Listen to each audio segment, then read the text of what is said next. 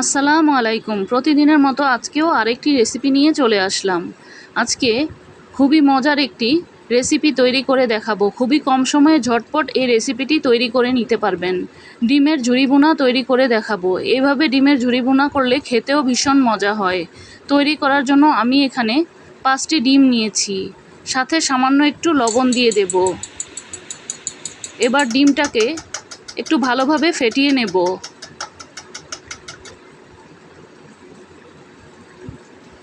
ডিমটা ফেটে নেওয়া হয়ে গেলে আমি প্যানে তেল দিয়ে দিয়েছি। এবার ডিমটাকে ঢেলে দেব।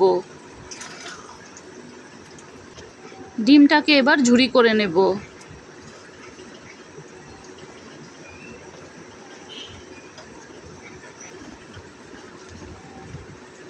খুব বেশি শক্ত করা যাবে না, তাহলে খেতে ভালো লাগবে না।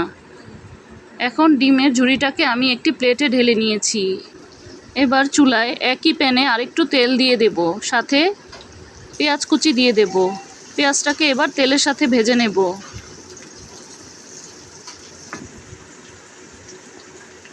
লবণের পরিমাণটা খুব সামান্য দিতে হবে, যেহেতু ডিমের মধ্যে লবণ দিয়েছি।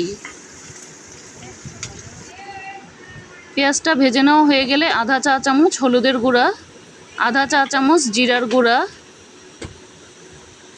সামান্য একটু গরম মশলার গুঁড়া,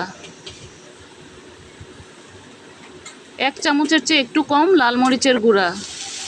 এবার সামান্য পানি দিয়ে মশলাটাকে একটু কষিয়ে নেব।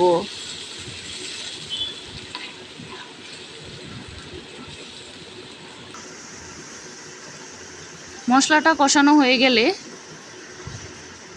ডিমের যে ঝুরি ভেজে রেখেছিলাম সেই ঝুরি ভাজাটা দিয়ে দেব, আর সাথে দিয়ে দেব 5-6টি কাঁচামরিচ ফালি করা। এবার মশলার সাথে এই ঝুরি ভাজাটাকে কিছুক্ষণ ভেজে নেব।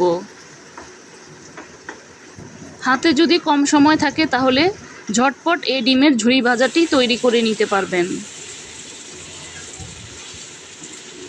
খেতেও ভীষণ ভালো লাগে। মশলার সাথে একটু ভেজে নেওয়ার পর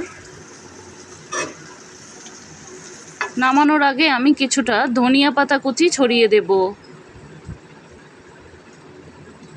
এবার ধনিয়া পাতাটাকে ডিমের সাথে একটু মিশিয়ে দেব। এখন চুলাটা বন্ধ করে দেব। ঝুরি ভাজাটা এখন